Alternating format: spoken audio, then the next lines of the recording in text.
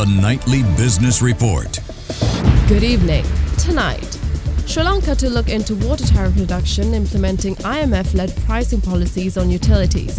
Formula also developed with the Asian Development Bank. Tourism boosts foreign exchange revenue as earnings from tourism rise at higher percentages compared to last year. Stock market kicks off a new week, but both the indices record lows.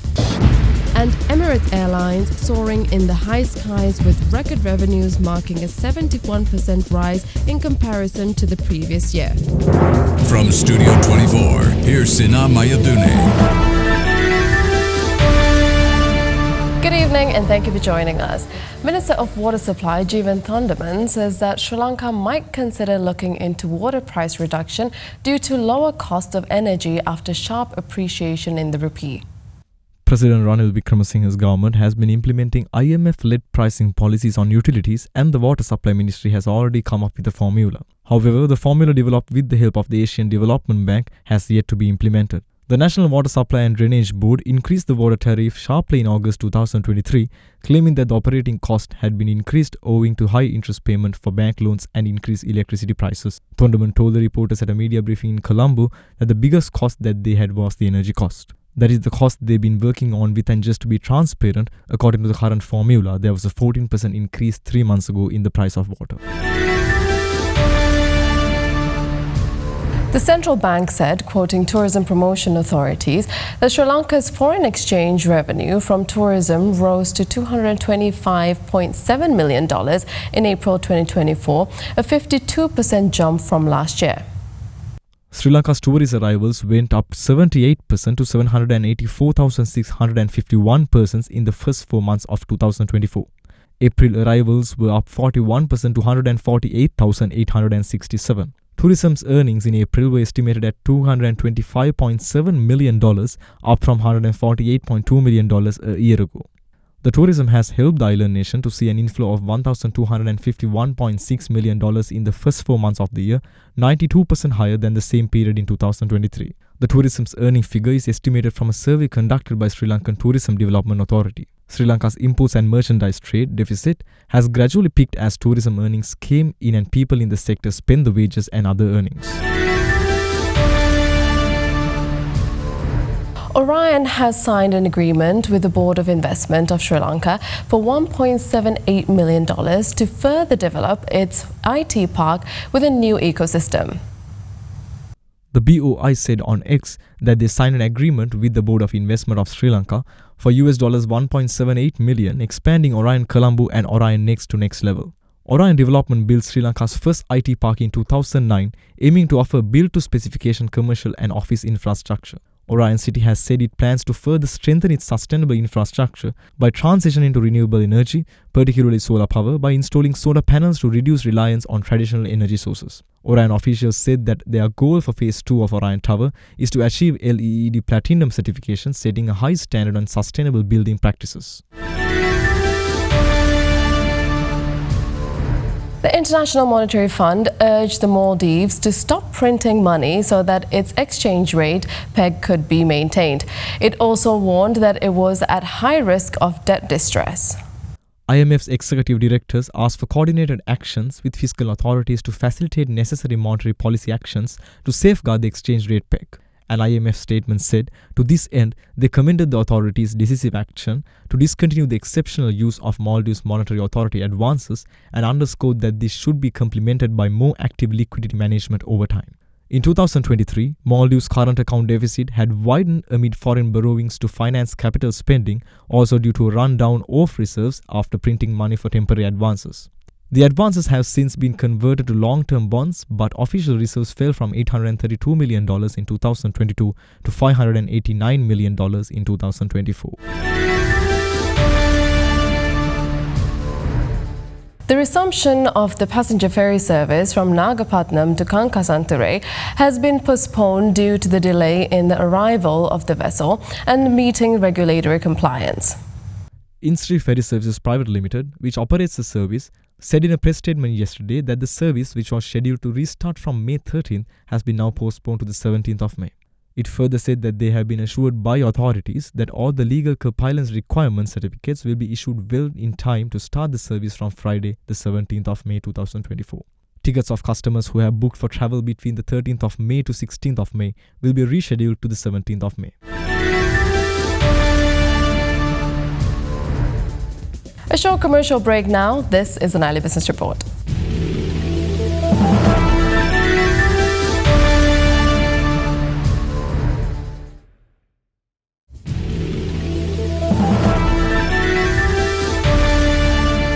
Welcome back to the Nile Business Report. The Colombo Stock Exchange started the week with a negative form as today's trading resulted in both the indices ending in the red. To get a breakdown of today's performance, let's go to Kanushka Jayathissa from SC Securities. Today, the all share price index closed at 12,499 points, a decrease of 19 points, and S&P SL20 index closed at 3,726 points with a decrease of 3 points. Today, both market indexes signaled a bearish sentiment reflecting a cautious atmosphere among investors. Due to the current overheating of the market, investors are inclined to divest their shares and engage in profit-taking activities. The turnover for the day recorded at 1.79 billion with shares traded volume of 92.1 million rupees. Significant crossings for the day were 3 million shares of PGP Glass Sinon with a turnover of 87.3 million rupees. 25.5 million shares of Renuka Foods PLC with a turnover of 56.1 million rupees and 250,000 shares of Haleys PLC with a turnover of 23.175 million rupees. Well, not a good start for the week at the stock market today. And how will its performance be in the coming days? Let's go to Tharusha Ashokgar from First Capital Holdings, who has the insights.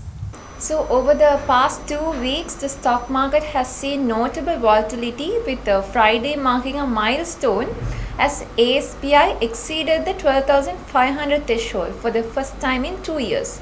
However, today the market experienced a slight downturn, shedding a marginal 20 points. This volatility is anticipated to persist into the upcoming week, driven by uncertainties surrounding the finalization of external debt restructuring. Also, investors seem to be adopting a cautious stance as a wait-and-see approach leading up to the monetary policy meeting scheduled for May 27th. Despite these challenges, there is an anticipation of a positive sentiment persisting, driven by expectations of companies reporting year-on-year growth in their quarterly earnings. Also, the recent decrease in interest rates, notably the AWPLR, dropping to a single-digit figure of 9.9% last week, is expected to further stimulate fund flows into the equity market. Regarding investor participation, we expect both retail and high net worth investors are expected to maintain similar levels of activity compared to the previous week, given the anticipated volatile trading conditions. Gold prices retreated in Asian trade today, consolidating some recent gains as traders turned more biased towards the dollar ahead of key U.S. inflation data due later in the week. Spot gold fell 0.1% to $2,357.35 an ounce, while gold futures expiring in June fell 0.5% to $2,363.65 an ounce. The yellow metal saw some strength last week as some signs of a cooling U.S. economy sparked speculation over eventual interest rate cuts by the Federal Reserve in 2024. But gold still remained well below record highs hit in April and is expected to trade range-bound ahead of this week's inflation data. Oil prices fell slightly in Asian trade today as mixed Chinese inflation data raised some doubts over the world's biggest crude importer, while sentiment was also fragile ahead of key U.S. inflation readings this week. Brent oil futures expiring in July fell 0.3% to $83.53 a barrel, while West Texas Intermediate crude futures fell 0.3% to $77.59 a barrel. Crude prices were nursing mild losses from the prior week after weak readings on U.S. consumer confidence and high inflation projections spurred concern over an economic cool down in the world's biggest fuel consumer. Traders were seen largely pricing out a risk premium from persistent geopolitical unrest in the Middle East, given that the Israel-Hamas conflict had so far caused minimal disruptions in crude supplies. A slight depreciation of the Sri Lankan rupee against the US dollar was observed today in comparison to last week. Accordingly, the buying rate of the US dollar has increased from 293 rupees and 72 cents to 294 rupees and 50 cents, while the selling rate has increased from 303 rupees and 38 cents to 303 rupees and 78 cents. However, the rupee has largely depreciated against other foreign currencies. Let's see how it behaved.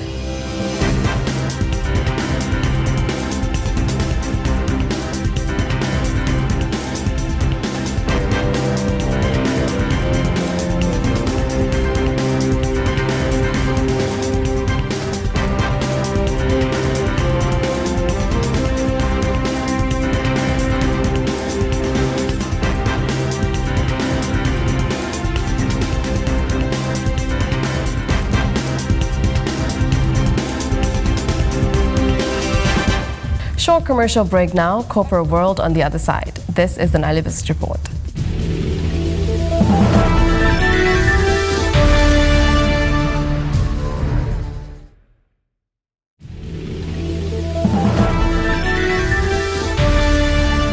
Welcome back to the Nightly Business Report. The Indian Ocean Rim Association Business Conclave, organized by the Ceylon Chamber of Commerce in collaboration with the Ministry of Foreign Affairs, will be held on the 28th and 29th of this month at Shangri-La Hotel, Colombo. It will focus on sectors significant to the economic development and prosperity of the Indian Ocean Rim region. The sectors will include agriculture, ICT, logistics and tourism, including breakout sessions on SME development and women empowerment. Participating countries expressing keen interest in these sectors include Australia, Bangladesh, France, India, Iran, Madagascar, Malaysia, Maldives, Mauritius and Turkey, among others, ensuring significant business networking and facilitation opportunities and capitalize on emerging trends, unlocking the immense potential of the Indian Ocean Rim region. The conclave will feature a multifaceted agenda, including a strategic networking reception, plenary sessions, and several sector-focused breakout sessions, followed by buyer-to-buyer meetings. These sessions will offer insights into disruptive technologies, sustainable practices, and the future of commerce across the Indian Ocean Rim. For registration and further information, visit www.ioraconclave.lk. Reaffirming its dedication to the gender equality and digital empowerment, Dialog Asiata plc renewed its pledge to the Global System for Mobile Communications Connected Women Commitment initiative to empower digital inclusion. This commitment underscores Dialog's dedication to eradicating digital divides and empowering Sri Lankan women through enhanced access to mobile internet and mobile money services. The initiative is a response to the alarming gender gap in mobile phone ownership and usage in low and middle income households, which hinders women's participation in the digital world. Dialog joined forces with the GSMA's Connected Women program in 2018 with an aim to address these barriers, recognizing that empowering women with digital tools not only promotes gender equality but also opens up significant growth avenues for industries. The Group Chief Executive of Dialog Asiata plc, Supunvira Singha, stated that their renewed commitment to the GSMA Connected Women program is a testament to their belief in the transformative power of connectivity.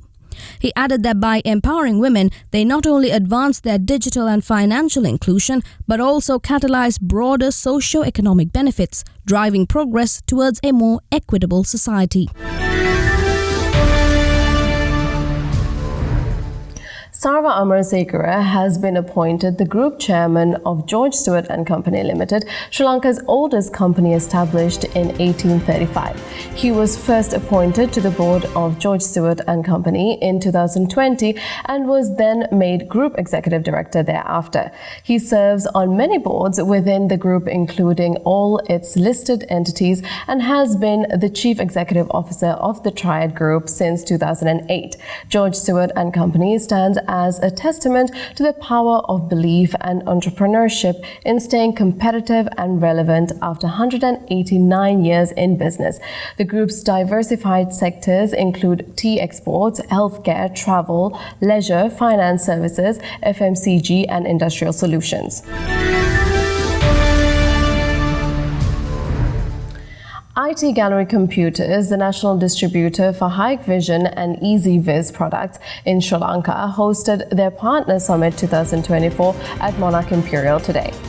This annual summit recognizes the best partners, and the top 10 partners for this year were awarded for their excellent service. The latest technologies of Hikvision CCTV products were introduced to the market at the event today, informing their partners about its specifications. An introduction to EasyViz products, known for its Wi-Fi cameras, was also conducted, presenting partners with its latest innovations which will benefit the market. IT Gallery Computers expressed that it was a privilege to serve its customers and provide them with Hikvision products for over 8 years, and they hope to continue benefiting their customer base with the latest and innovative product ranges that go beyond CCTV camera products.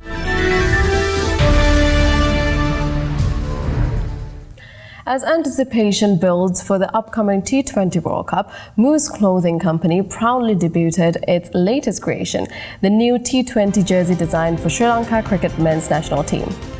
The launch event, held at Moose Clothing Company's headquarters in Jaila, was graced by the national men's and women's cricket team, esteemed dignitaries and special guests, adding to the excitement surrounding the occasion. Central to Moose Clothing Company's vision for this project was the integration of Sri Lanka's rich cultural heritage and iconic landmarks to promote tourism and showcase the country's unique identity on the global stage. CEO of Moose Clothing Company Hasib Omar said that they're thrilled to unveil the new Sri Lanka cricket jersey for the T20 World Cup 2024. He said that this launch isn't just about creating a stylish and functional garment for the team, it's about a strategic partnership that celebrates Sri Lankan pride on the global stage. He added that they believe this jersey will not only inspire the players on the field, but also ignite a passion for Sri Lanka's tourism treasures among fans around the world.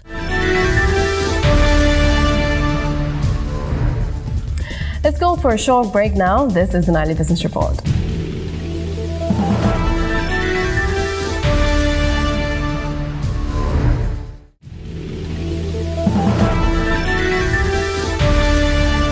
Welcome back to the Nightly Business Report. Asian stocks were mixed today as Hong Kong's equity benchmark climbed to the highest since August, while shares in South Korea, Japan, and Australia fell. Asian shares were at a 15-month high today in a week when inflation figures could either support or undermine expectations for earlier US rate cuts. MSCI's broadest index of Asia-Pacific shares outside Japan edged up 0.1% after rallying for 3 weeks straight. Japan's Nikkei slipped 0.3% with speculation further losses for the yen could lead the Bank of Japan to raise rates in the next few months. China's Shanghai Composite Index fell by 0.21%, while Hong Kong's Hang Seng Index slightly gained by 0.8%. The Emirates Group today released its 2023 to 2024 annual report, hitting new record profit, revenue, and cash balance levels. Both Emirates and the Dubai National Air Travel Agency saw significant profit and revenue increases in 2023 to 2024 as the group expanded its operations around the world to meet stronger customer demand for its high-quality products and services. For the financial year ended 31st March 2024, the Emirates Group posted a record profit of $5.1 billion, up 71% compared with $3 billion of profit for the last year. The group's revenue was $37.4 billion, an increase of 15% over last year's results. The group's cash balance was $12.8 billion, the highest ever reported, up 11% from last year. Combined group profits for the last 2 years was at 29.6 billion Arab Emirate dinar, surpassing pandemic losses of AED 25.9 billion during 2020 to 2022. Well, with that, we end today's bulletin with the hopes of seeing you again tomorrow with the latest updates. I'm Sina Maya Durne. Have a good night.